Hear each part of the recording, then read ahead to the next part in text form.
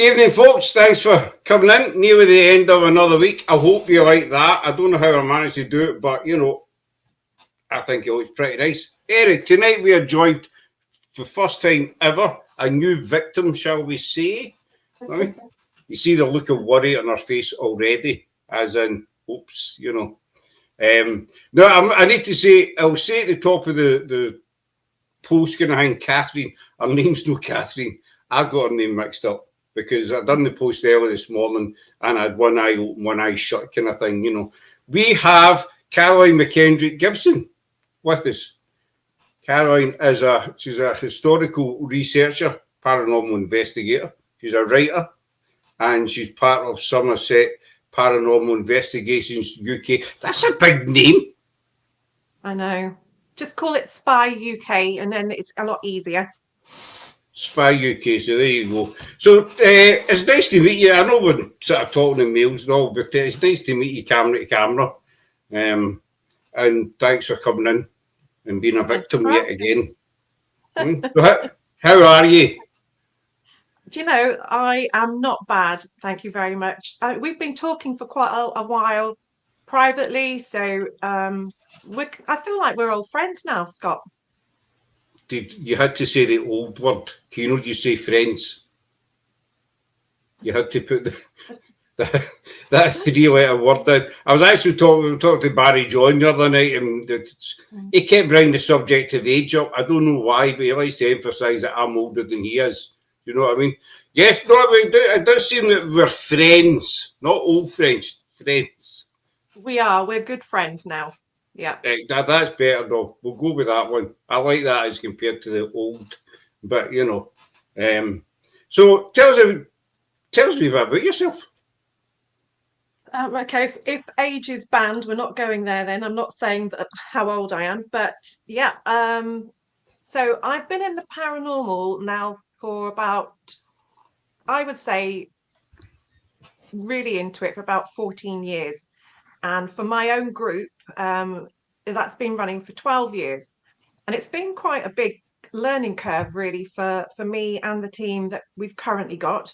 As we've progressed, we've gone, started off very early years, doing the normal urban exploring like people do on a Friday night, Saturday night, where you go out with your pals and you just say, oh, let's go here and have a look around. Mm-hmm. We don't do that anymore. And where we've ended up on our journey, for me in particular, is a lot of research. I found that I was going to buildings doing investigations, and then there was that gap of not knowing what you were getting for evidence and if it related or if it was just erroneous. So obviously the research came into it. So at the moment, I love researching. It's literally taking over my life for one thing and another. Currently working on a Channel 5 documentary about serial killers. Can't really go into it too much. Doing the research on that. I also research venues. I am approached by venues to write magazine articles for them, and I currently write for the International Haunted magazine. So that's a little bit about me. Love the paranormal, all things that go bump. It's just what you say, you started your journey 14 years ago and you sort of came a long way since then. But I think, as you said, you mentioned two words, the learning curve. I think that's Sarah, and that's my other half, and Loris is one of ours. It's a learning curve. I mean, Sarah and I started PIH 4 years before, just pre kind of lockdown sort of time, and I'd always been interested in the paranormal for many, many years, but never done anything about it, and Sarah had never done it before either, and we decided to start up. And to be honest, we thought we'd last about a month, but 4.5 years down the line, and some of our first investigations were just a mess because, to be honest, we didn't have a clue what we were doing. As you say, you get a group of friends, say, right, we'll go out here on Friday night and see what happens. But I like to think that we've kind of evolved as well. And that's a good thing about doing podcasts, I think, because you meet so many different people for all different kind of fields, interesting people, yourself included there. And you learn, you pick up wee bits and pieces for everybody. And it's not they try to teach you, but you get kind of advice, why don't you try this or try doing something this way? And, you kind of, you go with it. The research side, I used to do the research, way back, but Laura and Sarah, they do most of the research now, because to be honest with you, I can't be annoyed with it. See, you Google something, it's like, 40 different websites, and I don't have a clue where to look. So I'll leave it up to the ladies. Obsessed with them, along with Laura's. She does a lot of her stories as well. She's obsessed with mystery and intrigue and stuff like that. So how would you say the paranormal's changed you since you first started? Well, when I say I started like 14 years ago, that was, really in depth with a team. Paranormal's been with me, I think, from the age of 10. So at that point, things were happening in this big, huge, old Victorian 4-floored house that we used to live in Weymouth. That was really where my paranormal journey started. Oh my God, the stuff that used to happen in that place. I need to do a talk all about that place just on its own, and the research into that. So everything was pretty scary when you're 10 years of age. You don't know what the hell's going on. And I came from a fairly religious mother background, Irish Catholic. So you can't say to her, I'm having people standing over the bed and chanting and shaking the bed in the middle of the night, chanting my name, because she'd think I was insane, and she would probably call for a priest to douse me down with holy water. But she then approached the subject of stuff that was going on in the house that she'd seen. That she opened up and told me that she'd seen this old Victorian lady in full Victorian clothing. And that's when I shared with her the weird stuff that happened to me. So back then, obviously, the paranormal was something ununderstood. And I mean, it's still understood now, but, unknown, and it was terrifying. And not even your parents could do anything to stop it. So you felt hopeless and helpless. The priest coming around with holy water just made everything so much worse. So we just continued to learn to live in this haunted house with everything going on.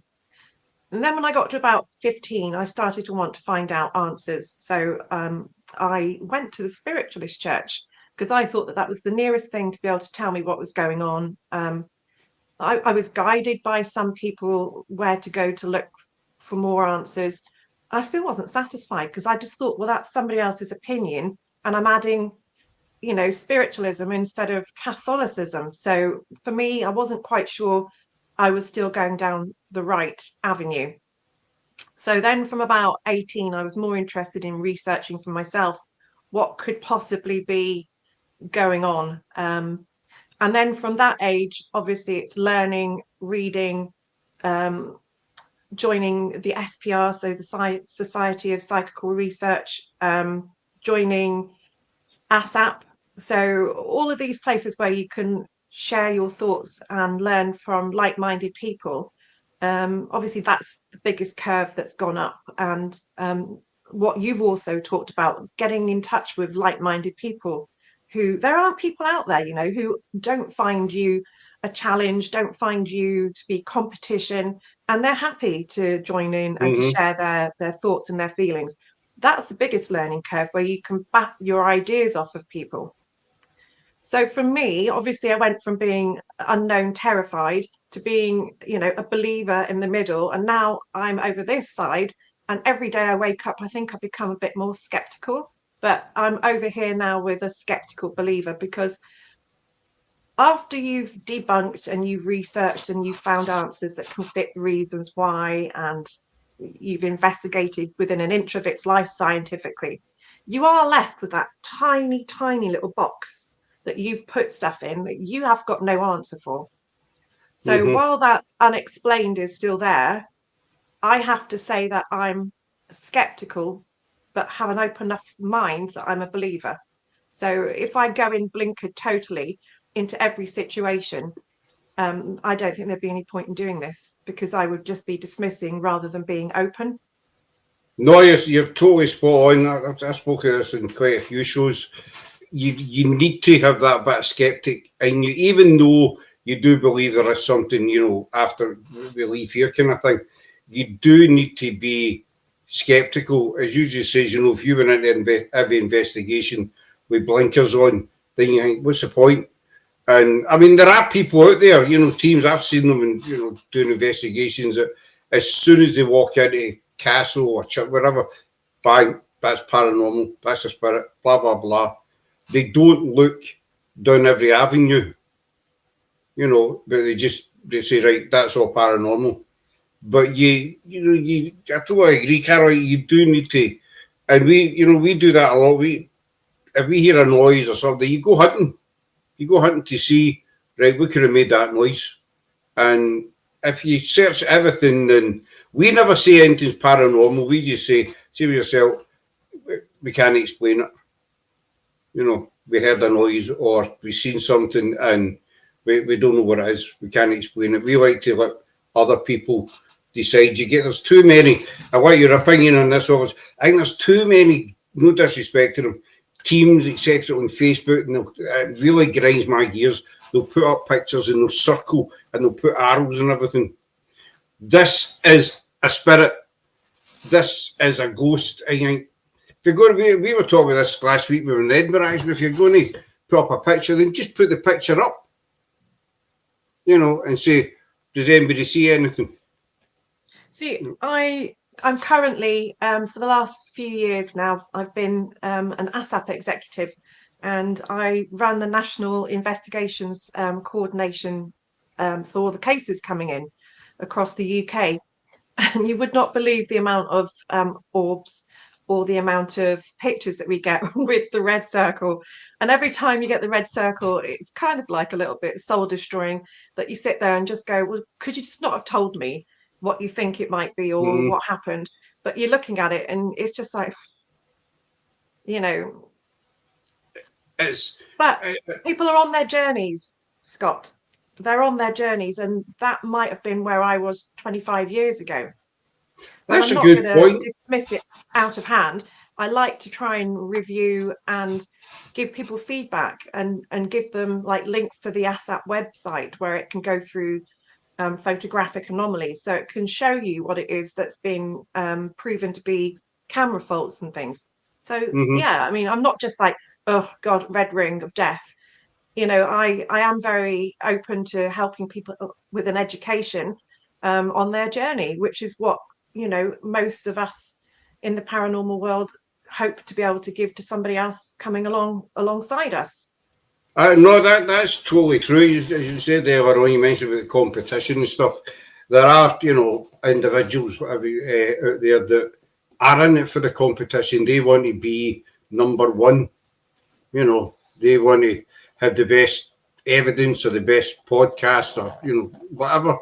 And it's just not like that. As you said, we've met many different people, and we've been quite fortunate up to date that there's no been any ego trips with any. They're all just down to earth, normal people like yourself, and they just enjoy doing what they do. And just having a giggle to myself.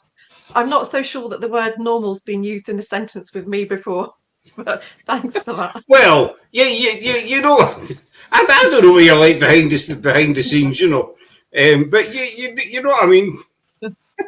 Keep that for later. That's just that's a whole different show. Yeah. But you know what I mean. Sort of normal-ish, shall we say? I mean, you don't run around naked in the forest at midnight shouting at trees and stuff like that, singing to flowers and what have you, dressed as a sheep or something like that, No, so definitely not me. So normal, and you do. I mean, we've learned a hell of a lot for when we first started, and I'm glad you mentioned the spiritualist church, because I used to go to spiritualist church when I lived in Glasgow. I went to 3 or 4 different ones. The main one I went to, it was the big one, in Sucky Hall Street. And don't get me wrong, they're lovely people. You know, they were great people, all nice and friendly. But you always had that bit of doubt in you. You know, when they come to you, so I want to go to that lady or this lady. That happened until I went to one in Glasgow, Langside, and they told me about my daughter who had lost my gran and an ex-partner of mine who'd passed away as well. This woman was totally spot on. And it was tiny, it was wee things she was telling me, things you couldn't possibly know. But I know the Specialist Church, they're great people, but you do have that wee bit of, you know, is it real? Is that her friend sort of thing, you know? But tell me something interesting about yourself. Any interesting facts or anything? Right, exclusive for you that nobody else knows. I think my really close friends and my team know this. So where do I start? Right, I went to go and see a good friend of mine, Lindsay Siviter. She's a leading expert on Jack the Ripper and the haunted true crime museum up in London. Now, Lindsay's got her own little museum keepsakes that she's bought for herself over the years, things like Lord Lucan's bits and pieces. So in conversations that I had with Lindsay before, I said to her that Crippen, who most of you would know, the serial killer, he obviously he was caught. He was the first person to be caught using shortwave radio, and he was caught fleeing to America when he arrived with his new lover. And then obviously he was returned back into England and put to prison. In Pentonville prison, my dad's grandfather, so my great grandfather, was his jailer. And I always grew up with the stories about that. So Lindsay knew this, that this is what we've claimed, you know, our family links and family history. And when we went to her private little museum, she gave me a pair of glasses to hold. And I didn't want to kind of like touch them in case my great grandfather had, and then, you know, I end up having a connection with them. So I just thought it's just easy just to look at them and admire them. And then she gave me this toilet flush to pull and said, have a look at this and see if you get anything. And I said, well, you know, it's just a toilet flush. I'm sure that hundreds of hands have been on it. And she didn't tell me where it was from until later the afternoon. So during further conversation, she'd spoken to me about another case that she'd been researching herself, which was to do with 10 Rillington Place. Now, you know, one of your girls that said she likes a mystery and stuff like that, and the unresolved things. So for me, I didn't really know much about 10 Rillington Place and the person concerned, which was Christie. Is it Reginald Christie? I can't remember his first name, but it was Christie, because the husband was he was executed for it originally. Yeah. Evans. Yeah. So I didn't know much about this. I'd only heard about Christie and that he murdered his females, you know, and that was about it really, that he was a serial killer. So my husband Martin and I said that we were going to come home from London, get ourselves a takeout on the way back through and watch 10 Rillington Place because we hadn't seen it.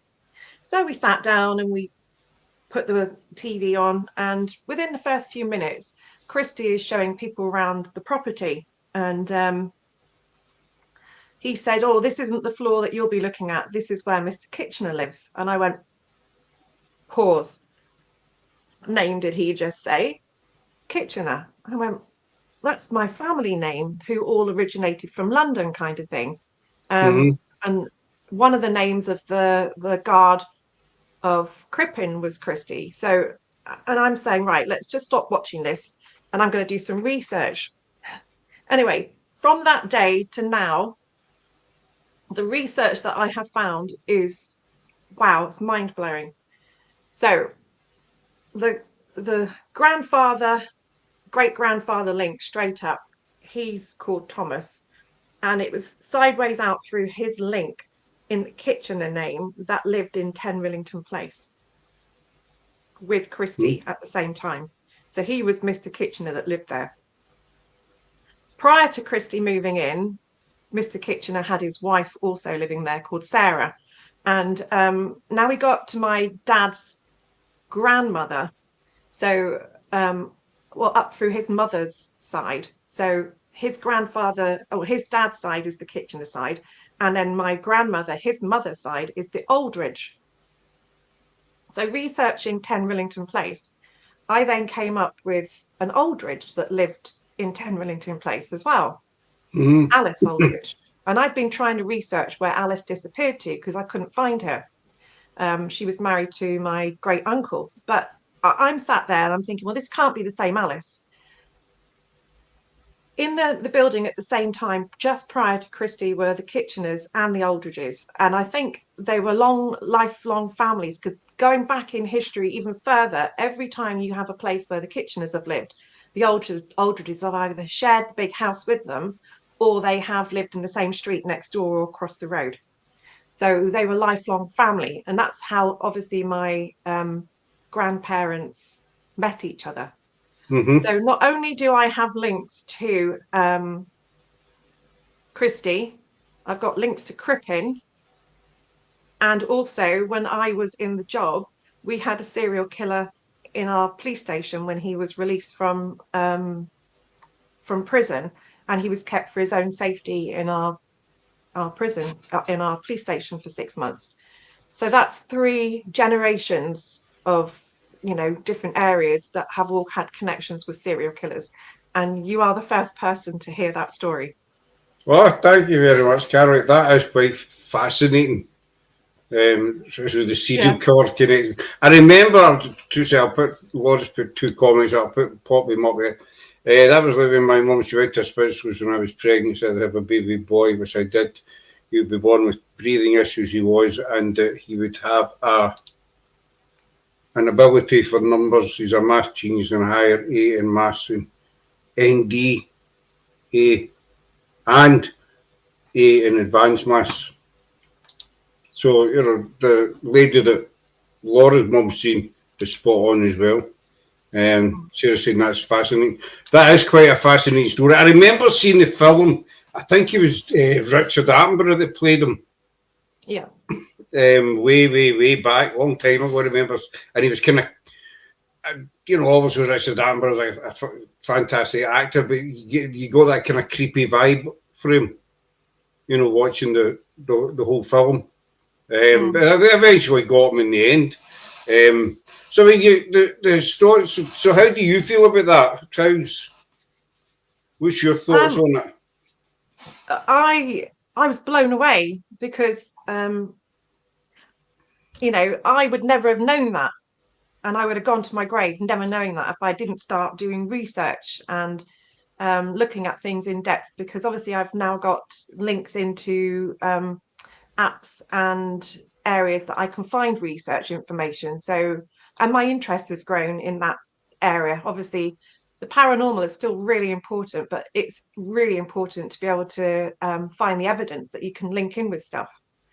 But more than anything else, sharing that with my own father, who doesn't really know a great deal about his family history, the stuff that I've told him about what his family did, and how they developed after he lost contact when he was a child, things like that. So he's blown away, and he wants me to get the book out of our family connections before he shuffles off these mortal coils, as he's said by himself. But yeah, I would like to get it into a book at some point, because it's, if one person's got a connection to one serial killer or something immense that people know about, that's incredible. But to have 4 people in one house from one family that lived in the same house as Christie, and then to have 2 people living in the house at the same time along with Christie, that's incredible. It's quite mind blowing, isn't it? As you say, to have one connection, is enough. But you know, the four, as you sort of sit there, and it's one of these wow moments. You know, I saw the film many years ago. It was a good film, and it was a really tragic kind of story. But I mean, so your friend, she does Jack the Ripper as well. Yes, she's one of the leading experts. If you look on, there was a current documentary series on Sky. I think I'll have to come back to you where it was, and maybe you can put it as an ad note. I think it's currently still showing. There was she did a Jack the Ripper, and she was one of the 3 experts that was brought in to be on the show. She's so informative. Her knowledge is second to none. We had, I'll probably get this guy's name. I think we done one 3 times. Richard Jones. I'm going back a couple of years. He was a ripperologist, even though he hated the title. Will be a friend. Is she tagged as a ripperologist? Because I know quite a few people don't like that title. No, I think she calls herself a true crime researcher. She's been used on Help My House is Haunted, I think, for a couple of research things, but it's normally other programs that she would feature in. Well, I'm going to get you and your friend on the show. Yeah, you do need to get her on the show. She's incredible. That'd be quite, because Laura and Sarah, they like don't get me wrong, I like the mysteries kind of side of it as well.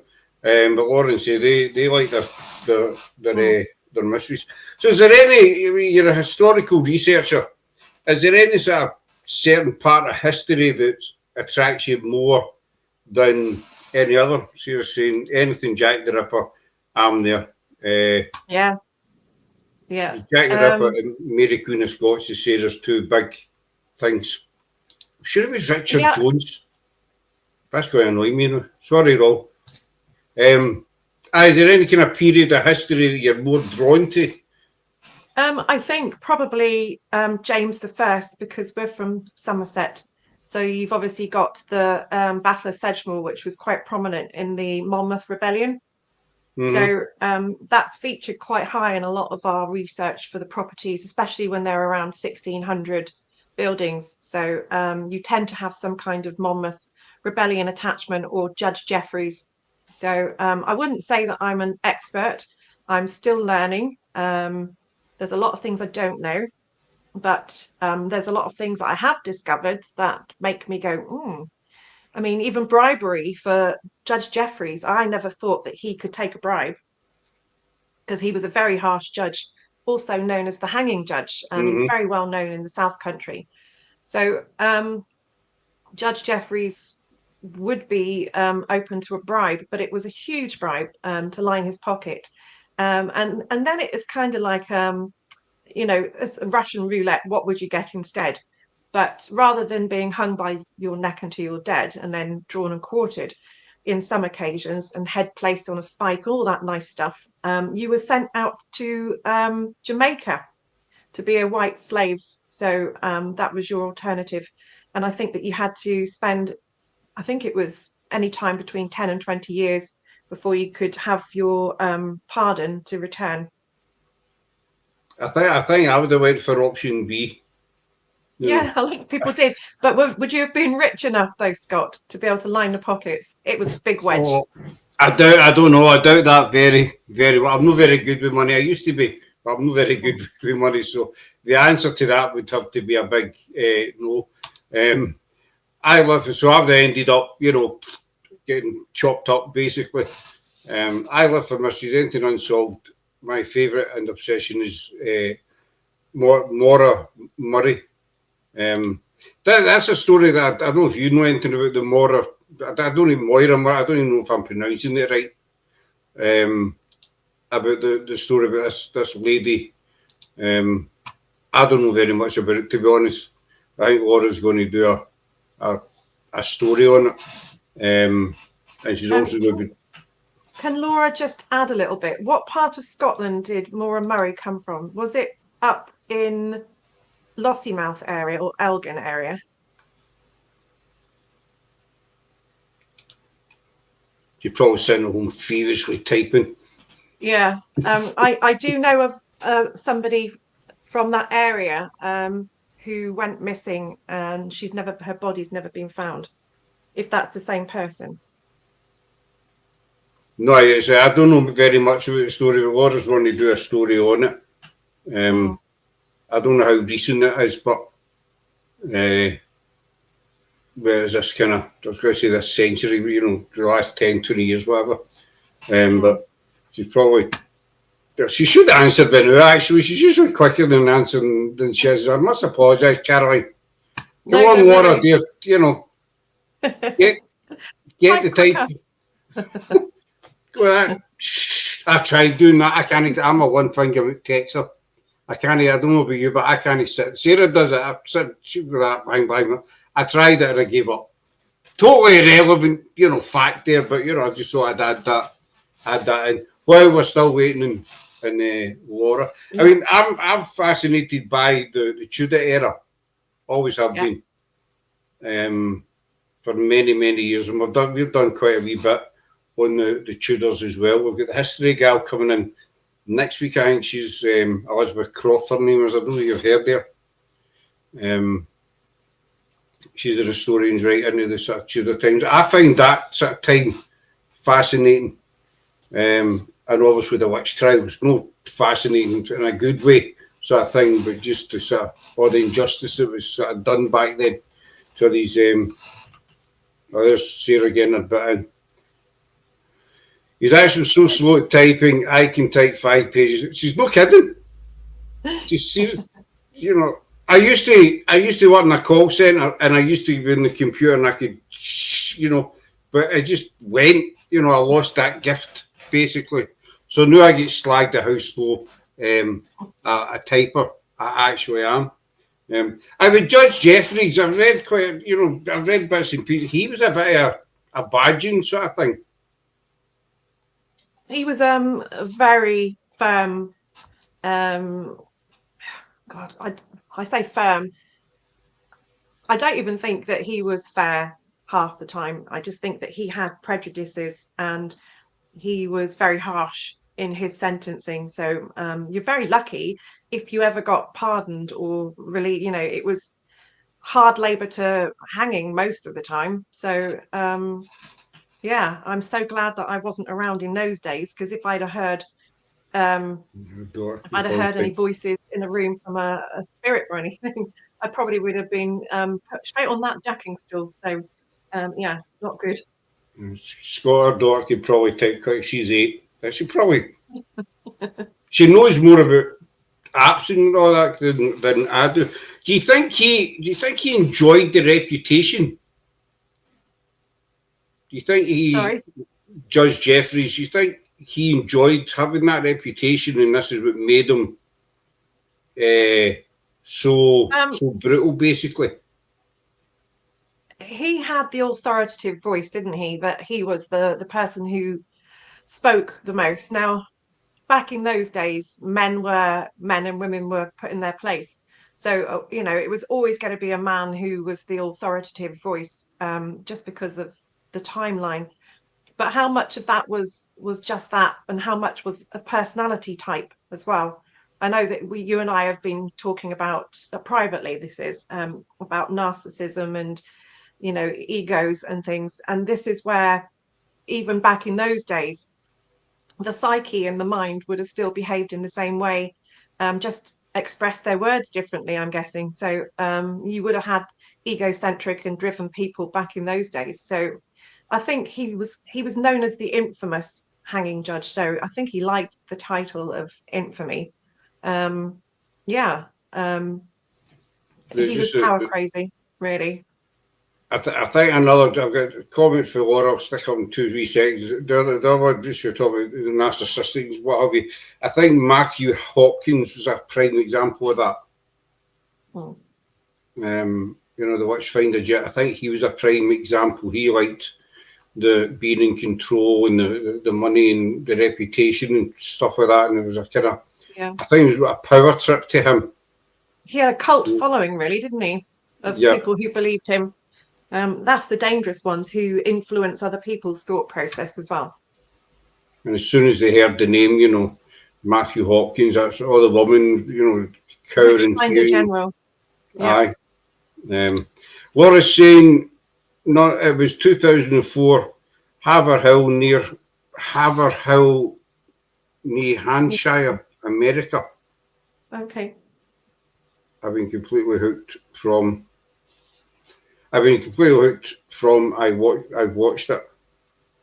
So I think it's a different one. Do you think, just talk about people who like to be in control and stuff like that, and do you think that when we pass over, you get these individuals who are like that in the physical life, do you think that when they pass over, they take that kind of trait with them? I think so. I don't think that you'd be any different in death than you would be in life. That's if, this is the big thing now, that's if ghosts are real. I have to put that as a caveat there because this is my skeptic side coming in. My husband, Martin, he's a psychotherapist, and we do have big in-depth talks about neuropathic pathways and stuff like this. My other job that I do in between researching, I'm a sports therapist, so I have a good knowledge of anatomy, physiology, and the makeup of the neuropathics and how things work. So we do enjoy having in-depth conversations. So he was telling me the other day that he's become more and more skeptic the more study and the more peer-led reviews that he reads. And he was trying to tell me that, if you hear a noise, you hear it and it's received into your ear, and then your brain looks for the familiar and it says, well, I know that noise, that's the dog barking. So that kind of thing, that you look for the familiar. Sometimes when a noise comes in, it's something you don't know and it's not an unusual sound. So you say, well, what was that? And then you start looking down the paranormal route, for example. But when you hear noises, sometimes they come in through your ear. Your brain's already received it quite a while ago. So, that's your receiving of it in your audio, but your primeval area in your head is the place that it goes to first, and it's received, then it's transmitted, that you've acknowledged hearing it. And by then we've moved on and something different comes in. So Martin was going down the route of, if it's received in the primeval part of the brain before we can register that it's something that we've actually heard auditory outside, how do we know that it's not a hallucination? And I sat there and I said, I hate you. You're taking every ounce of me believing in ghosts away, putting these kind of thought processes into my brain. But yes, I get it. But what happens, my darling, if we have more than one person who hears the same thing at the same time? So you've got a mass hallucination? Probably not. So, yeah, I do understand, and I do believe that people have auditory phenomena and visual phenomena, and it's part of some mental illnesses, some drug reactions that you have. I was put on these really strong antibiotics once. Oh my God, and there were these weird spindle-like silver streams coming out from my TV all night long. And it was so weird. I was terrified and sat like this all night, and they had to change my tablets because I was having an allergic reaction to the antibiotics. So I know how some drugs and some mental health illnesses can affect your perception of the world around you, and I get that. But as for not having mass hallucinations due to all having the same neuropathic misalignment at the same time, I think that's a bit harder for me to comprehend that. So this is where that little box still exists with, I'm a skeptic, but I'm a believer. I'm an open-minded person who would be happy to have that put in front of them to look at it and review it. You see, I totally get that. It was my husband brought observationist and like you enjoys these conversations. No, as I said before, you need to be skeptical in a lot of areas of the paranormal. And, I've heard people say before, well, how do you know spirit's real? My dad, bless him, he passed in 1995. He was like, there's no afterlife. Once your eyes shut, you're dead. You're gone. They stick you in a hole and that's it. And and I can see people's point of view when they say, well, how do you know it's real? you know, who's to say, how do you know there's life after death? But it's when, as you said, one thing you said, Caroline, was when you get a group of people who hear the same thing. And I was talking about, telling Barry John this, we did an investigation with Spig as a group up here that we're quite close to. And we call it the Spig location, but there must have been about 7 or 8 of there. And we came out of this hallway, this hall, and everybody at the same time heard this, it sounded like a little girl say hi, and a little girl was, everybody stopped at the same, and turned around and we went, did you hear that? It was play as if she was standing next to us. And it's things like that. I mean, no doubt yourself, you know, you've done an investigation and you've heard things or said that you, as we were saying earlier on, you just cannot explain. And that's what I say to people, you know, can you explain it to me? I mean, I'd like to talk about my first wife, basically. She didn't believe it. And when I was saying about spiritualist church, or what I was saying, the other thing is a struggle. I wear hearing aids and I can hear things no one else can, as I wear 2 hearing aids. She does pick up bits and bobs that we don't hear. I mean, that medium I was telling you that told me about my daughter, she told me, she came straight to me and she says, you've got a daughter in the spirit world called Donna, and she's been sitting on your knee since you came in. Now, I didn't know this woman for anyway. I'd never been to this place. Nobody knew me. It was a totally different part of town. And so I went home and I told my ex-wife then, you know, and she said, I don't believe you. I said, well, that's what the woman said to me. You explain that to me. How and she told me about one of my ex-girlfriends who was killed in America, car accident. She was to do with her breeding. Her name was Alison. Everything spot on. And as you get things with that, and we've picked up EVPs and we've all kind of seen bits and pieces that, you know, we just can't explain away. And the thing is, if you're doing investigations, you know, we can maybe sometimes prime each other with, did you hear that? And then someone says, oh, yeah, I heard a little girl, and everyone goes, oh yeah, I heard a little girl. So, you know, after arriving at this part of our education that we've brought ourselves along as a team, we sit quietly sometimes and we have moments where we do 10-15 minutes of nothing. We just sit with a recorder, we sit with a notepad, and if you're more up to date, you can put them straight into your phone into notes, and it puts times against the side. If you hear something like a click like I just heard then, you'd note 21:44, heard a click from underneath the table. You know, and then if you go back and review it at the end of the 10 minutes and nobody has spoken to each other at all, this is where you keep your environment clean, as I call it. So your investigation environment is totally clean from anybody priming each other. And you can go back and look down. We've had some interesting phenomena, especially for the Museum of East Dorset, which I'm going to be doing a talk next week for ASAP about that. It's currently in the magazine Haunted. It's just another way of getting the story out there. But we sat for 10-15 minutes, and when we went back and reviewed, you know, every one of us heard exactly the same thing at exactly the same time, or experienced the same thing at the same time without priming. That's when you have a really clean investigation that you can then say, well, you know, we had these parameters put in place. There was no way that we could influence each other. We might be able to explain away what we heard in a different manner. We could, if we went into much more research, find an explanation for that. But at the moment, that noise was unusual. We can't explain it, and it has to be put in the unexplained box. No priming involved. That's where you then say, okay, how can we all have had a mass hallucination when we've kept the venue clear and clean, and, you know, the investigation had no external influences? That's where you're left with that moment. The head scratcher moment. I mean, I totally get it. We've done many investigations and we've had interesting things happen. Just as Laura was saying about her hearing aids, we did one at Kilwin and Abbey, and we had a whiteboard. We did it as a live with a whiteboard and a marker pen, and Laura she stood over. It was just a big, used to an old banquet hall or something, quite a fair size of room. So Laura was over in the corner, and I used to call her Walkman. It was a listening device, she called it, but I called it a Walkman. And so with headphones and a kind of microphone sort of thing.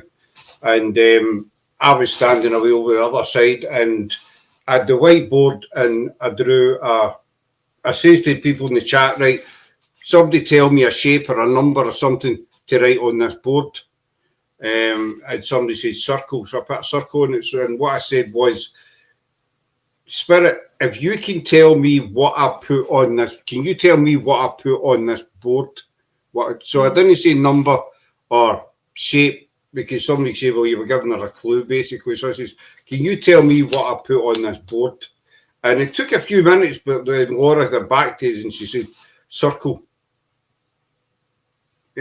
And we get 2 or 3 positive answers, doing that way. And it's things like that, Caroline, that I say to people, explain that to me. Yeah. If you can debunk it. People that come out with our group who would like to do more of the spiritualist side. And, these we don't touch Ouija boards, but they want to do things like with dowsing rods and with pendulums, just to see if they can get some results. And I said, well, you know how I feel about them. It's going to be an ideometer effect where your hand twitches and it involuntary moves without you knowing. So if you can come up with a clean experiment, a scientific experiment where you can utilize your dowsing rods or your pendulum, then yeah, let me know. Well, they couldn't think of any, but I sat and racked my brains, and I came up with quite a few that we could use if somebody wanted to trial them. We haven't really had great success with continuity in them. The last time we used the pendulums, nobody sat and spoke out loud. Nobody did, but there was a set of 10 questions that everybody had, and they were asked by an independent person in the room, and then they wrote down yes or no answers to them. Everybody had a notepad, and everybody had exactly the same crystals on exactly the same chains. And surprisingly, the last time we did it in a very clean environment, we had 9 out of the 10 having exactly the same answers for the whole of the questions. So we need to repeat that and see if it's just a fluke or if we're getting continuity. We also did a dowsing rod experiment where we have Zener cards that you place one Zener card that you show the room, place it on the table upside down, and then you have the other Zener cards in front on another table. And you ask the people to walk across and see where they get the reaction, ask out what's the card that I'm looking for and see if you can find a result. We haven't got a massive amount of hits for that one. So for us, it's not something that we can state that has a lot of reliability so far. But for it to be properly put through the channels, you need to repeat the same tests multiple times, so hundreds of times, and then record them all and see what you get at the end. So the one with the Zener cards and the dowsing rods, that's fairly new. We've only trialed that 6 times. So we do have another 94 times of trialing it at different places that we go to. But like I say, I'm not somebody who is into the spiritualist type of experiments, but I have to keep everybody in the team happy so that we all have something that we find enjoyable rather than sitting in an empty room, being quiet, just listening with a notepad and pen. Aye, something that everybody can do. Lord, yeah, I remember this. I can't explain the night. 4 out of 6 we got. I'm no psychic, but this was voice telling me. So I mean, that was a basic and simple experiment, and it worked for us that time. I think we tried again. It's no worked. But as you say, Carol, you try experiments, and they might work twice, and then you try another 10 times and nothing happens. And do you think maybe that's because spirit just sometimes doesn't want to play ball? Yeah, basically. I mean, we're all human at one point, weren't we? And I have to come back to that again, the caveat, if ghosts are real, yeah, we're all humans. We have off days. Yesterday and today, I've had quite an off day. I've been tired. I haven't been getting to bed until stupid o'clock. I've been having meetings all day, every day, from the minute I wake up at 7:30 till when I go to bed, and then even having a video call at 1 o'clock in the morning. So I'm tired, I'm grumpy. Can you imagine if we are the ghosts and the alternative world wants me and my attention now? If they came to me and said, is there anybody there? I'll just go, do you know what? Just go away. So I think, Go are away. they, Or if ghosts what? are real, are they somebody who also has the moments where they just don't want to talk? See, Barry Jones says something interesting the other night. He says, the difference between ghosts and spirits. Ghosts are a kind of replay of Yeah. history. Mhm. And spirits are kind of intelligent spirits who you can communicate with. Yeah. I think it's what thing always sticks in my mind is I think if you look at every paranormal team and globally, all right, there's a lot of fakes out there and stuff like that, but the genuine ones, you look at the amount of evidence that's been caught by various teams, all different kinds of evidence. I think it's too big, to dismiss the whole, are they real? I can understand why people ask. There's a lot, everybody's entitled to their own view, and there's a lot of people out there, as you say, my dad was one who just don't believe in it, which is fine, I just think there's far too much evidence. And I'm not talking about, I mean, we've had picked up some great, we've been quite fortunate that way over the last, 3.5, 4 years So investigation wise. Dare say you have. my late husband, he died 10 years ago, and he was an absolute avid skeptic. Anything that you would say, was paranormal, he would just roll his eyes, breathe in deep, and just go, oh, whatever. And there was not a hope in hell that he was ever going to come over to the dark side. But when he got cancer, he lived for 20 months from the minute that he was told that he was advanced till the minute he passed. And during that time, he said, I want to believe that there's an afterworld. What can I do? And I said, white feathers or five pences. Find some way to let me know that you're there, that it will only be you. Well, do you know what? Straight after he died, there was in the house white feathers, and I have nothing with feathers, 5Ps all over the place, which nobody else really know about this, and none of my friends or family would have been so mean to go around the house and throw stuff like with Mm-hmm. 5 pence or something. So fast forward 4 years, and I moved from the house that he passed away when we lived. He didn't pass in the house, but he passed away when we had that house. It had too many memories, so I wanted to come to where I am now, and it was a complete shell. It was an absolute hole. It needed a total renovation. But just before I'd bought this place, the other house that we both lived in together. So from the day that he died, we started having really weird stuff happen in the house, literally from the day. And the day before his funeral, all of his family were down from Scotland, and we just ordered a Chinese. And I went to the local town to get the Chinese, and his body was laying in the funeral parlor next to the Chinese. So I came home and I was pretty distraught, to be honest with you. Didn't really feel like eating, and we all crammed into the dining room. And to get into one of the seats, you had to kind of get up to let the person in, because it was quite a small dining room with all the furniture in there. And Mm-hmm. the doorbell rang, and I went to the front door, squeezed out amongst everybody, got to the front door, no one there. And we lived in a gated courtyard. There was 8 houses, and to get in, you had to either buzz through to the house to let you had to push the button to let them in, or they had the code or the clicker. So none of my friends had the clicker. A few did have the code, but nobody was going to come around the night before the funeral because we had a full house. Anyway, no one was there. I went and sat back down. As soon as I sat down, the doorbell rang again, and I'm like, oh, for God's sake. So I got up, went outside. I even looked underneath the cars that were parked outside the house to see if anybody was mucking around and hiding. Nothing.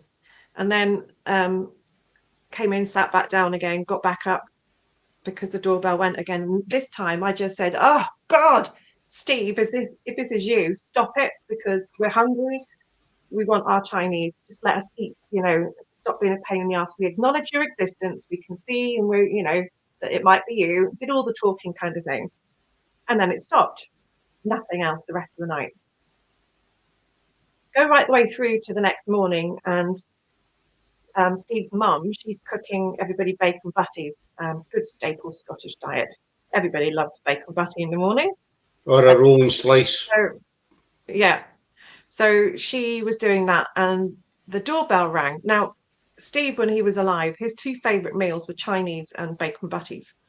And of course, his mum and all of his loved ones and his family were all there around the table. And I went to the door thinking it was one of the neighbours, and then nobody was there again. So I thought, right, you've got to stop this. This is getting quite emotional. I was in floods of tears thinking, is this a sign that I'm being shown? And trying to take comfort from it being something, from him to let us know that he was with us.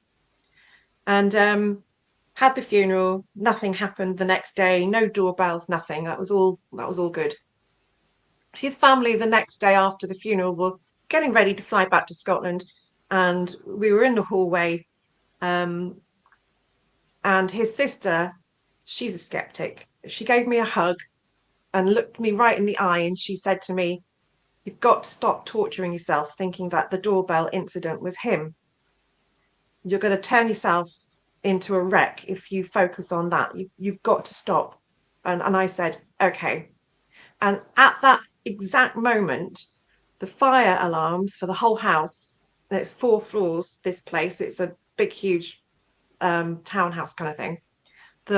All of the smoke alarms went off for 3 rings and then stopped. I said, hang on, don't go yet. I need to go and make sure that there's no fire anywhere. Went off and looked, couldn't even find the smoke alarm that had gone off to set the alarms in the whole house off. That was a one-off on that occasion, I thought, God knows what it was. Anyway, ever since, on birthdays or anniversaries or anything to do with a connection to somebody, the house alarms, the smoke alarms at 2:45, 4 o'clock in the morning, any time around there, would go off. 3 rings, nothing else. Never in the daytime, just around that time. So this was just a normal happening. So when I moved over here, and this whole house was an absolute tip, and I had to get a complete refurbishment. The electrics were stripped out, and one of my son's close friends from school, she came round to visit me, and she was having a sports massage. And she said to me, I really miss Daddy Steve, because she used to call me Mummy Caroline and him Daddy Steve. And she was like, a foster kid that we had that would always stay with us and help us with the horses. And she was really good friends with my son. And at that moment, the TV came on in the lounge, and she said, does that normally happen? And I said, nope, never done that before. But, sometimes things happen for no reason. It's getting old. I wouldn't put too much weight in it. She said, that's Daddy Steve coming to tell me that he's listening and he's here. And I said, well, if it gives you comfort, you can take that. I said, in the other house, he used to set the smoke alarms off, the fire alarms. I said, but he can't do that here because we have got no electrics. All the electrics have been ripped out. And, they were currently working on them in the house 6 weeks. It was such a big job. And with that, Scott, you're not going to believe it, the smoke alarm that we had battery operated in 2 rooms went off for 3 rings. See, that just shows that he was still kicking about. He's still there, Still bloody here now, Stop banging the doors at night.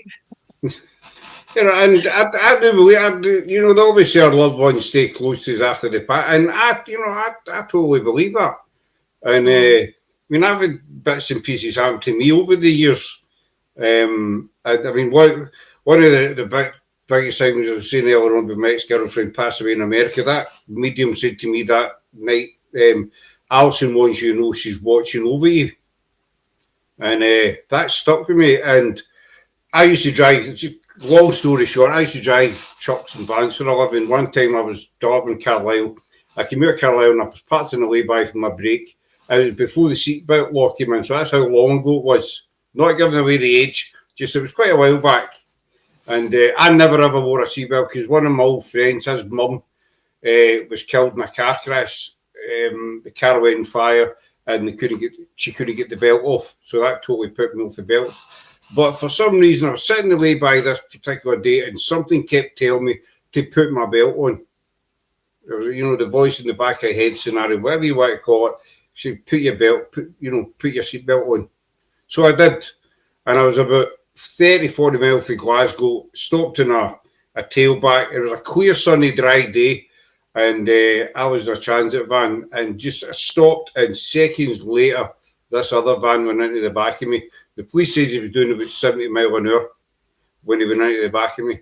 And I hurt my shoulder, buggered my shoulder on that. But the police says because the van was destroyed, the van gets shunted in. There was another 4 cars all bang, bang, bang. And the engine was lying on the motorway and stuff. The van was destroyed. But the police have said, if you hadn't been wearing your seatbelt, you'd been through that windscreen. Basically, and in the back of that car in front of you. And and people did say to me, and my boss and my family and that says, you never wear your belt. Why did you have your belt on? They weren't unhappy that I survived, but they were. Why did you put your belt on? Because you never ever wear. I said, I don't know. Just something kept telling me to put my belt on. And there's so much untapped information about the human brain, though, isn't it? We only know how a very small percentage of it works. So the bit it's like the rest of the moon on the dark side, nobody really knows what it does and what it's there for. So, is the intuitive sixth sense, is that something that's real that we've just over the years forgotten how to tap into it? I don't know. Another one of the questions. That's another thing I find fascinating. I know your opinion that every question, the answer provides another question. Even though you'll get an answer, I'll give you that answer with another question. Just get back to what you said with the white feather thing. That's happened to me twice. One, I was up in town in a pedestrian precinct, and it was a beautiful day. It wasn't windy or anything, and I've still got a photo. I took a photo of it actually because this single white feather landed right between my feet on the path, and there wasn't any other. You have a look about to see if a seagull's crashed or something like that, in a bin or something, and there was nothing. Just this feather came down, and I watched it coming down, and it landed, and then it happened out in the front garden as well. One day I was standing, and this wee white feather appeared. I did put up on the page. This guy commented, "Probably came off a bird." I said, "Well, where was the rest of the feathers?" I can't see a problem that if somebody takes something like that as being a comfort, or something that they hold on to that reminds them of a loved one. I can't see any problem with that. What I do see a problem with is non-reputable people who would play on that emotion and that vulnerableness to try to have gains for themselves, for making people think that the spirits are here for them. That's the difficult bit to understand. But yeah, if somebody wants to think that the white feather was their grandfather or their loved one, then I can't see any harm in people having that thought process. No, there isn't any harm. And see, I was just, I don't know, maybe it was my dad and my grandmother, I don't know. But I was just, I posted that day because it never happened to me before. And it was just a kind of strange thing to happen. And every now and again, I'll post something weird on the page or something, or a stupid photo or something. Everybody does, and I just say, feather landed to my feet in the middle of town. I can't explain it. And that was it, Well, I've had some comments, no doubt yourselves, you've had comments back to people, snidey comments and all the rest of it, and you think, why, It was like last week, we were at the firework, one of the firework displays, and say he took photos, so I put them up as a wee TikTok, and this guy commented, "Are the fireworks haunted?" I thought, Okay. Are you actually being serious? Because I put together a wee bit of music behind it, what have you. Are the fireworks haunted? there's no need for that. It seems a white feather. This guy commented, I probably a bird. I said, well, that's fair enough. It could have been a bird, but if it was, I would imagine it'd be more than one feather kicking about. Just my way of thinking, But you always get people, I'd say, no doubt you've had them as well. People try to shoot you down all the time. We're not a team that tends to put a lot of our stuff out there on public view. Occasionally, if I do a talk, I might share stuff. So Jamaica Inn, a friend of mine, Corinne Besant, she runs the paranormal team along with a few other people down there. And whenever we go down and she organises a paranormal investigation for researchers and investigators, we're never disappointed at something new that it throws at us to make us scratch our head. This one incident, it's a long story, and I know time's ticking on, but this one incident, we got this amazing capture in this room. There was a camera over there, camera here, camera on Martin's chest cam there, my chest cam here, and another camera over there. So we literally had all parts of the room covered, and I had a Zoom recorder and I'm recording, and I walk into this room and I'm getting poked, and it's not a phenomena that happens everywhere I go. I don't imagine it, but I'm really getting poked. And I said, oh gosh, what's the recorded phenomena that's supposed to be in this room? Because I keep getting touched really hard just here. And then it happened again. And I said, oh, just been touched again. Weird. It was really weird because it was a really forceful dig. And on the second one where I say, oh, I don't like this room, it keeps poking whatever's in, I don't know what it is, looking around, being poked. Anyway, we didn't hear anything with our own ears. On review back of the recorder, when we're sat there, we get to the bit where I just said, oh, I'm getting touched again. What's the recorded phenomena? And I went, oh, being touched again. And a woman's voice sings at us, oh, touch me. And it's like, when we listen back, it's like, what? And then you can hear it coming in again, but it's quieter. And then it fades off. And everybody in the room, I'm scratching my head now. Everybody in the room, their face is on a camera, one of the cameras. We sent it to an expert in audio and he plotted it. We gave him a room plot where everybody was stood with all the cameras and numbered cameras. And he said that between that camera over there and my chest cam was where the noise originated. And you can clearly see that there was nothing there. But from the frequency, it had a lot of bass to it, which meant that it was muffled. So it wasn't like my voice that was clean and crisp and a certain frequency. It was a different frequency and it had bass. So it was like it traveled through something to get to that camera. Mm-hmm. So we've had it analysed and we've had an expert report. No explanation. There was somebody between the two. See, it's when you get something like that, Caroline, that's what, and it's solid. You say, well, explain that to me. It's on our TikTok channels, the first or the second video one. We've had many, I call it the Whispering Lady. It's an estate up here, Caldwell it's called. It was the first time. Turned out we ended up there for 2 months doing numerous investigations, but the first one we done, I'll just tell you quickly. I was sitting in the stairs and we were live, and I had an EMF meter sitting just on the step beside me, and it went red and started beeping. So I moved it over a wee bit. I moved about a foot, 2 feet or something away, and it did the same again. And it was weird because there was about 6 or 7 days there, and everybody was hearing what they described as an intakes of breath. They were getting closer and closer. I never heard them.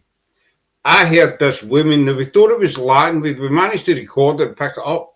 We gave it to Jennifer and their American team, and I listened to it over and over and over again, and I could not make out what she was saying.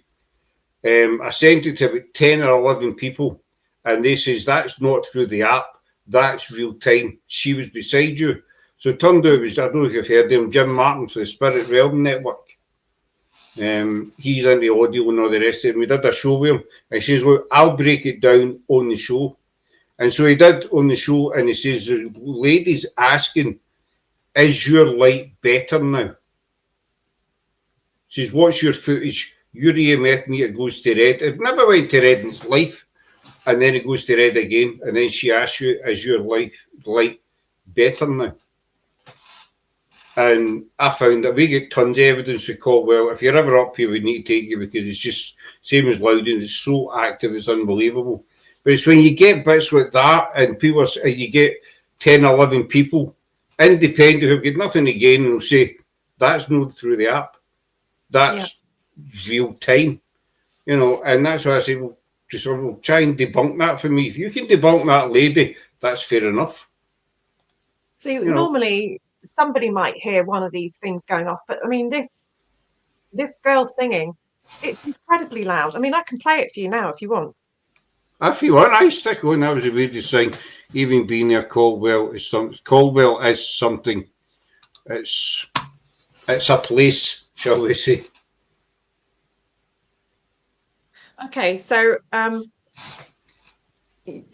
explained the situation where we've all gone in and I say, well, I'm feel like I'm being touched.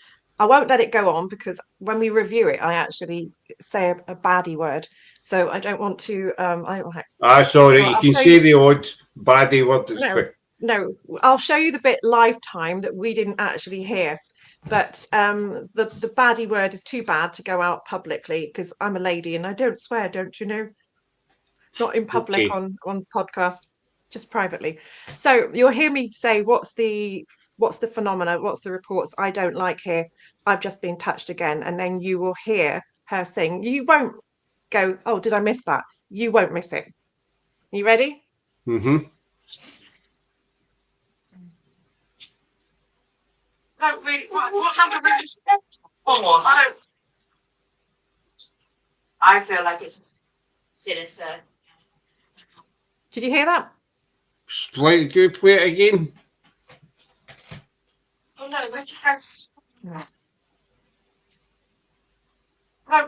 What's happening?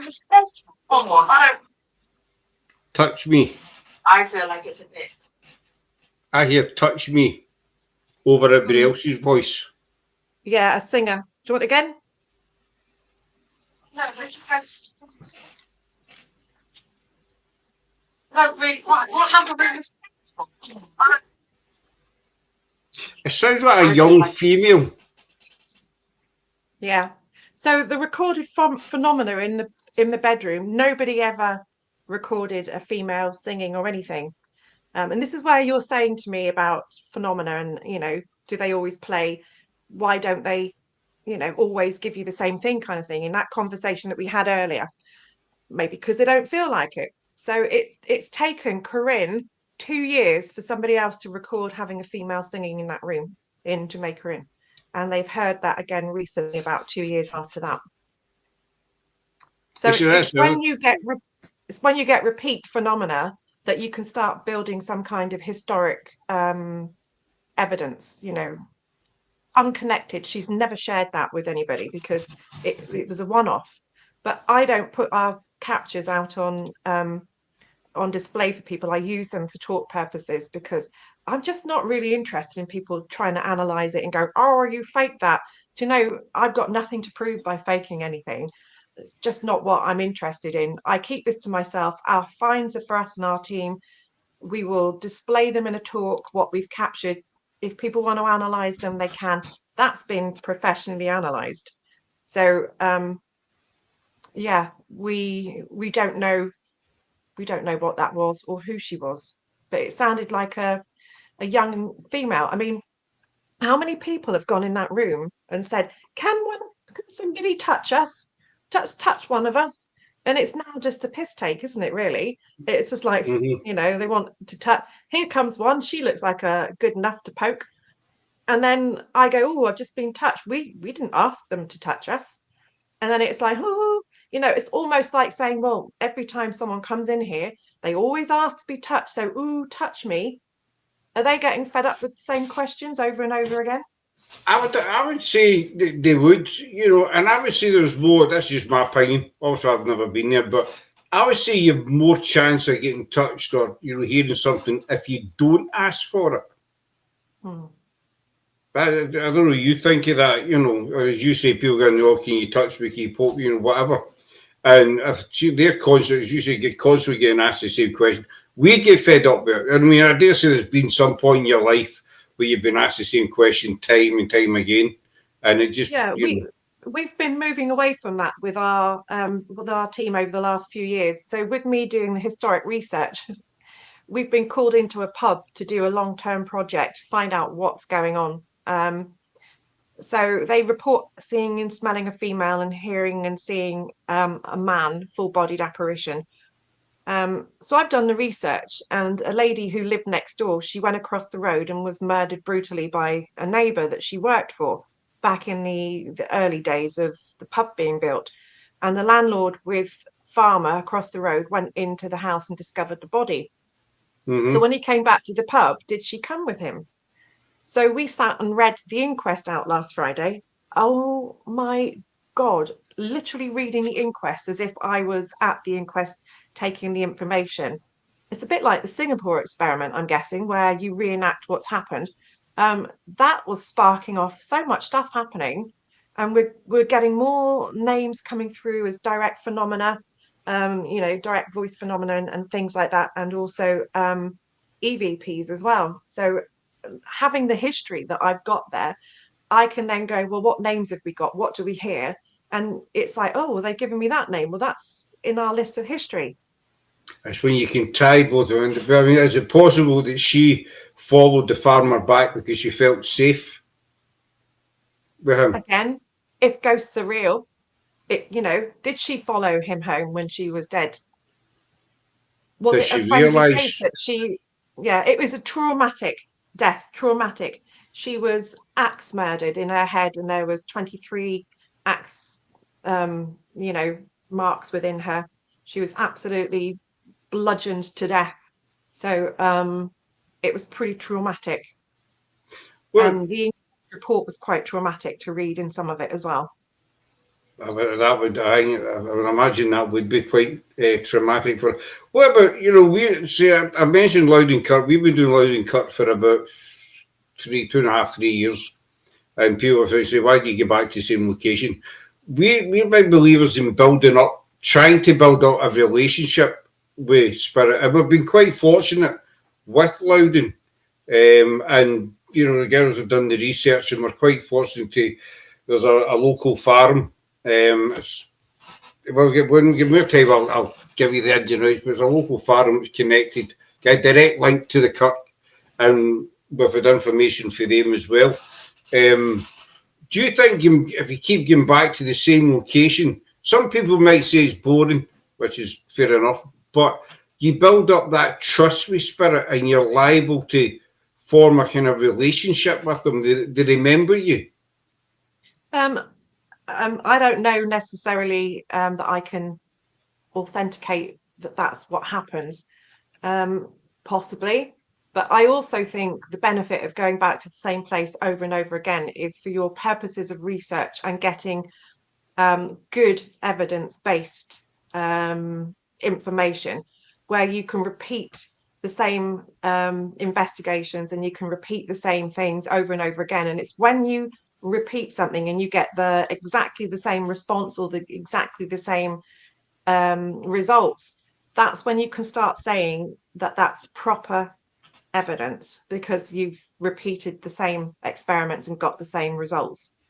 Anything scientific that you do that, even in testing out new drugs for flu viruses, it's, well, we got that result the first time and then we've gone back and repeated it and we've had that same result with 200 people. So we can kind of say that we're getting the same results from the same thing that we're doing. So it's just like putting a scientific approach to it. So we love Shire Hall in Dorchester, and that place just keeps giving. Every time that you go there, it keeps giving.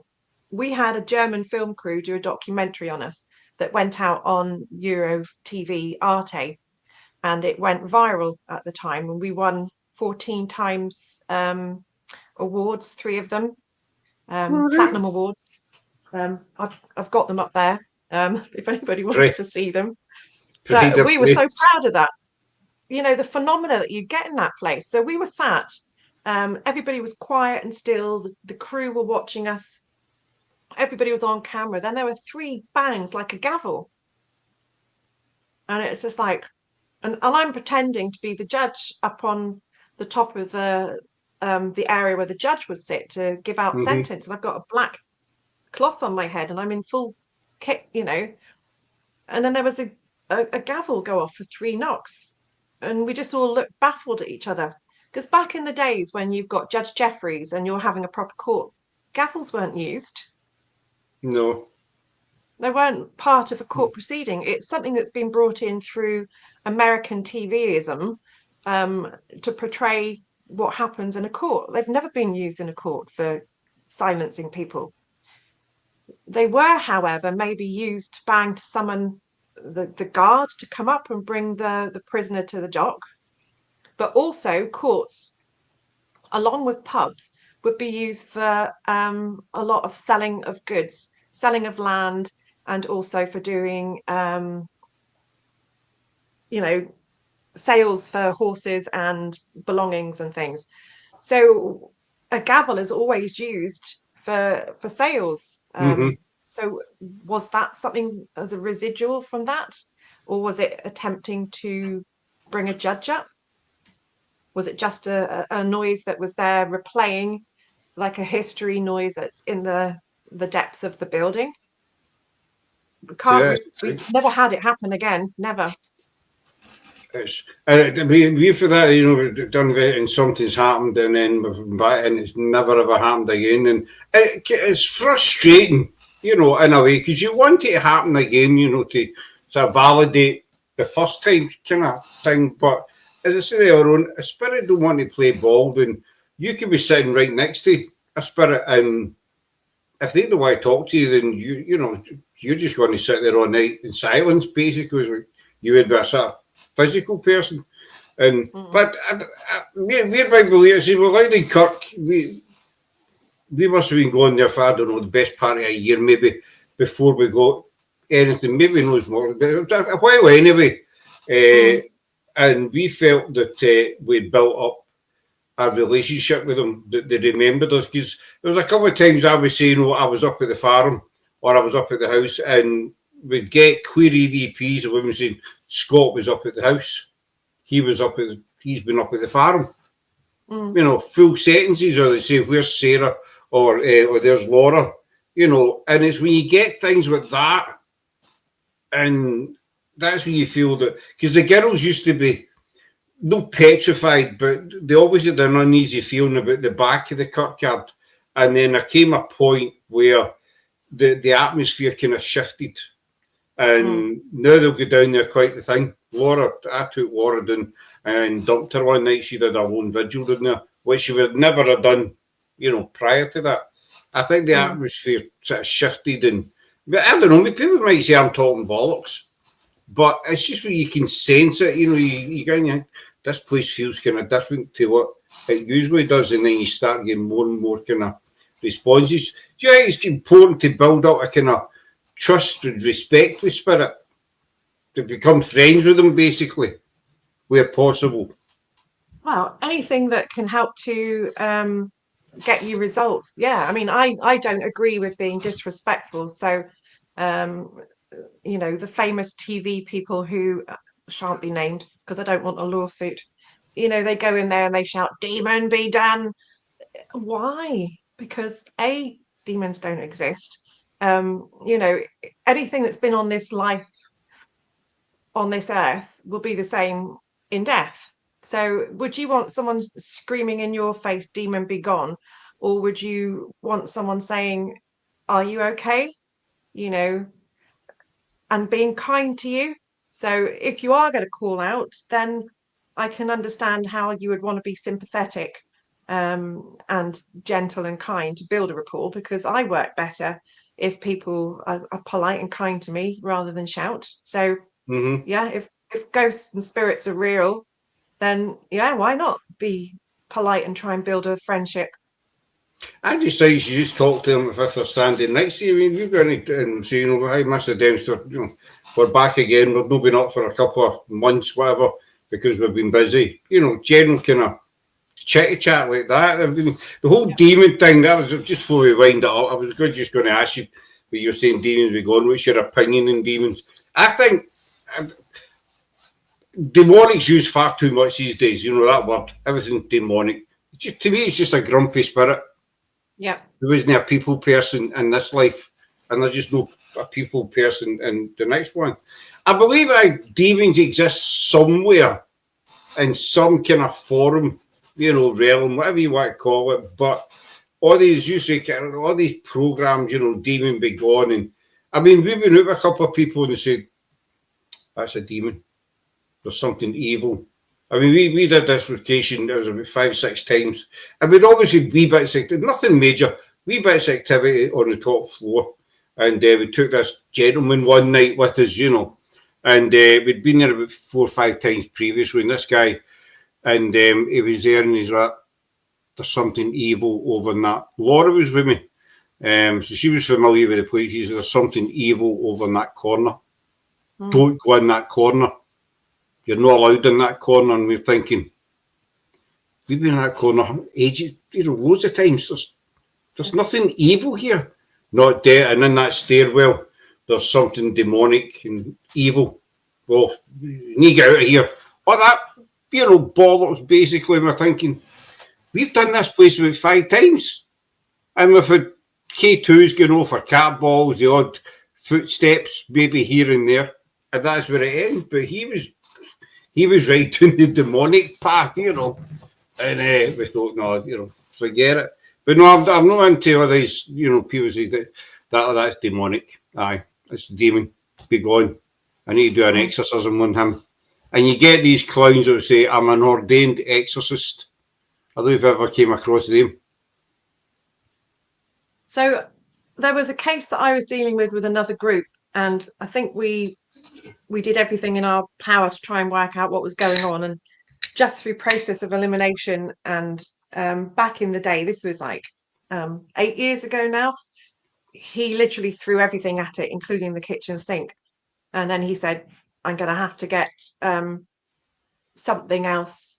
So I think he got a medium and a demonologist in to try to resolve it. And I'm sat there thinking, you don't believe in God per se because you're a scientist in your methodology and your thinking, and you know that there was the Big Bang Theory, so that's how the world was created. How do you come to terms with there being something demonic if there isn't a God? That's why I don't necessarily go down the route of believing in that. But yes, as in life, as in death. So if you were evil in life, I don't think that you can have a personality transplant if you died. No, you're If not going ghosts to. are real, you would take that personality trait with you. Demons in life that live, they're the serial killers that hurt kids, you know, the shitty people in life. So is that who it is that people are getting the bad energy from? And as I mentioned to you before about the primeval part of the brain that receives that information, what are you getting externally that your ears not heard or your eyes have not seen? And that primeval part is picking up, and that's what's making you feel uneasy. You know, the brain is an incredible tool and it's very receptive to what goes on around it, whether you see it or not. So you notice things that you don't notice, if that makes sense. yeah. You know, you'll notice something, but you'll not look or pay much attention, but you know something's happening. So there's a good guy called Cal Cooper who is a lecturer at Northampton University. He's done this experiment, and it's a repeat experiment from the 70s, and it's to do with feeling like you're being watched. You need to go and research this guy because he's done a paper I've on it. seen it, I've watched it, I've Incredible. heard of this guy. I can't remember where. Yeah. He's a young guy. Youngish, Yeah, fairly younger than us, but we're black not hair. old, obviously. Yeah. Black hair, is that right? Yeah. So Aye. Callum Cooper, and like I say, he's a lecturer at Northampton University. So, and he's doing a lot of different research, but yes, the being watched one. And you know what? The amount of people that got positive hits, whether they were being watched or they weren't, it was a phenomenal outcome, to be honest with you. So, yeah, we do have a sixth sense to do with our primeval part of our brain, which is obviously goes back to the days when you had to rely on fight or flight and you used your intuition. So it's just something that some people can tap into better, and it's a known part of the brain to be your sensory organ, to know what's going on around you for your survival, because we're, I suppose, in the food chain, we're not at the top, are we? No, I say lion, tigers, and that. The talk. I know the being watched thing. I've had that in 2 times. I mean, one was at Loudon, one was at Spike location, and it was just a strong feeling that Loudon there was somebody standing over my left shoulder, right beside, right behind me, and I expected to turn and see him, and I says to the Spike was there as well, and I says, "There's somebody standing there. I can feel him standing there." And the other time was in the Spike location where I looked in the end of this corridor. It was just myself, and the strong image of a guy standing with his arms folded, just staring. And whether it was there or not, I don't know, but it's just the image that I got in my head when I was looking. It was only a short corridor. That this guy was standing in front of me, and I just couldn't get it out of my head. Is that the brain playing tricks, or what was there somebody actually standing there? Who knows? You could recreate the experiment again. Read the peer-led review paper and see how it was that he did it, and perform the same experiments and see if you can match the results.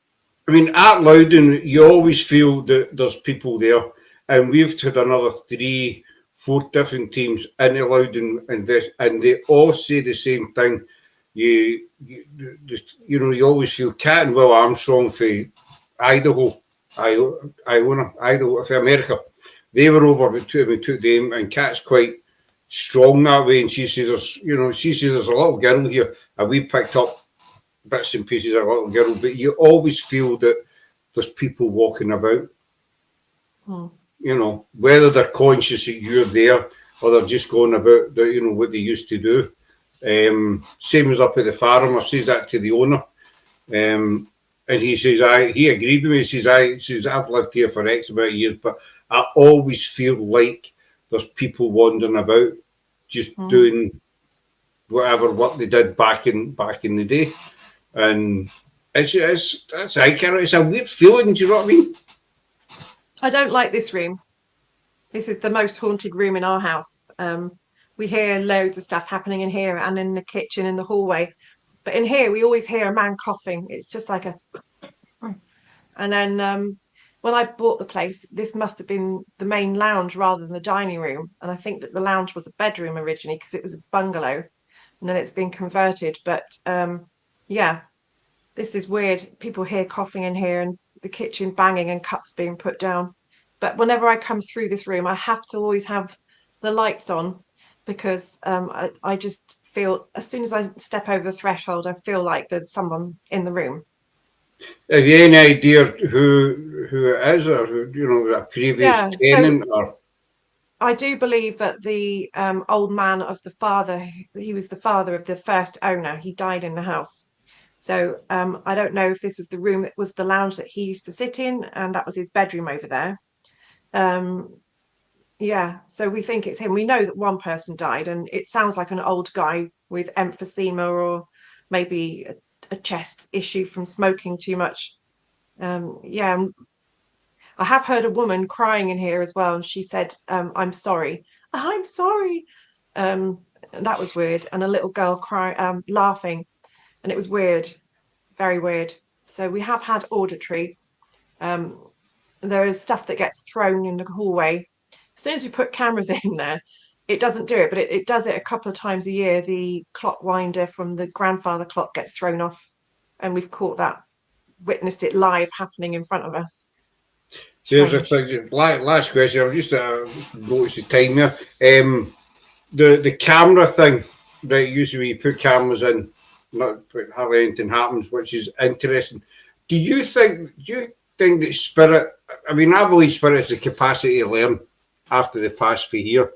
So if they're watching enough investigations, if they're hanging about, then they know what a camera is and stuff like that. Do you think that's maybe the reason, because they know you're going to record them, or you're trying to record them, whatever? When I told you that I had a huge learning curve, what was my turning point was somebody said to me, "Have you seen the twin slit experiment?"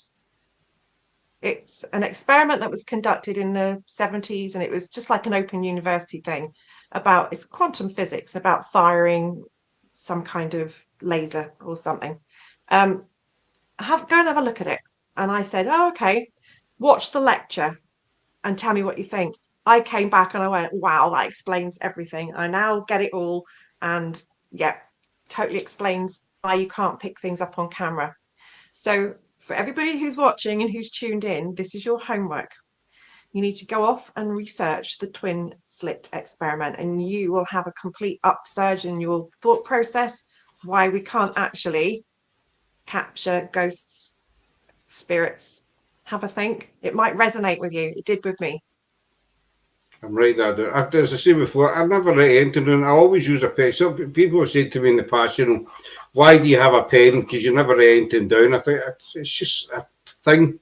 I don't know if you've got you've got it's fiddle about, but very, very rarely I'll write something down, But a lot of people, some people say, "Oh, you must write loads." I say, "I don't write anything."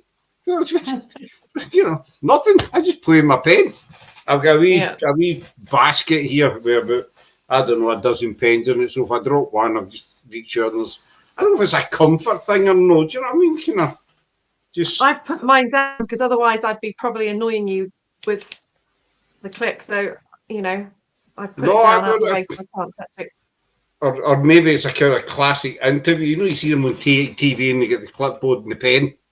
They've always got a pen. So tell me, Caroline, when did it first happen? And they've all got do you know what I mean? No idea. I don't know. Anyway, I'll go wind it up there because that's I know it takes I kind of ran over time, but however, I'll hold on to you a few seconds after we come off, so don't disappear on me. Okay. Some of your guests, when you say to them, boy, they're all nice guys. Simon in Whistle, he's quite bad for it. John Ozuna's bad for it and all. When you say, "I'll hold on to you for a couple of seconds," as soon as you end the live, they're gone. Right? "Where did you go? I want to talk to you." Right, bye. And they're gone. So where can people find you, apart from your haunted house? Yeah, so you can find me. If you want to read the Haunted magazine, I'm a regular writer in there. Writing under the name of Caroline Mckendrick Gibson. You can also find us on SPI UK or Somerset Paranormal Investigators UK. We've got a website under that address. We got TikTok under my name. We've got Instagram, 2 Facebook accounts. Any interaction will be wonderful. So basically anywhere on social media. I get about. I'll need to look up so TikTok's under your name? Under my name, because sometimes I want to post stuff that's not actually all about paranormal. Sometimes I want to do it about writing, because I've got 2 books coming out next year just in time for a conference that I'm going to. So hopefully they're printed so I can sell a few. Well, I'll make a couple of pennies. We've got a TikTok channel. I don't think I can do all of them actually. It's mostly all photographs I put together and places. I stalked you. That's what? You stalked me? I stalked you. Yeah. Oh? Yeah, you're great. You make nice TikToks. You do good. Yeah, doing good. Oh, thank you very much. Every now and again, after Sarah's birthday, and I put one, and then I put a couple of. I'm a major Elvis fan. I put a couple of Elvis ones. Sometimes you just put a random. Not that you do the same. You just throw a random one in just to kind of break it up a wee bit, or you get an idea in your head. You think that would make a good TikTok. Maybe a load of crap, but it's a good idea to you. You think, I'm going to stick that on TikTok, see what happens, But thank you, that's a nice compliment there. So, go and look this lady up, not that lady, because there's nobody out there, she's out there. And we will be seeing her again. How was your first time on our podcast here? You were very gentle with me, thank you. Oh, yeah, but you need to say that because we're live. You probably come off and say your husband, he was a, that's an hour and a half. I'll never get back out of my life. Stuff like that. But big thanks to, and it's not Catherine, it's Caroline. So say, ignore that bit up the top. I've done that. That was that one there. It's that one there. No, that one up there. I was kind of half asleep. As I say, usually I'll do the post after I drop the wee one at school, but this morning I was up and I thought I'll do it early. And for some reason, I told you your name was Catherine. Don't ask me why, I don't know. And that's when you mailed me to say my name's Caroline. You feel a bit of a twat. No, don't worry about it. I've been called worse this week. It's fine. Oh, well, that's it. So Catherine's one of the nicer ones then? Yeah, it is. Yeah. Right. I'll not ask what else you've been called. And so give this lady a look up there, and you will be seeing her again. And I've got no idea when we're back because I don't have my wee diary beside me, but I'll post it up on the page anyway. And big major thanks to Caroline for coming in and everybody for watching and stuff. And we'll see you all very, very soon. I think whatever my diary says, I don't know. I'll stick it up on the page. So enjoy the rest of your evening, folks. Bye. Bye.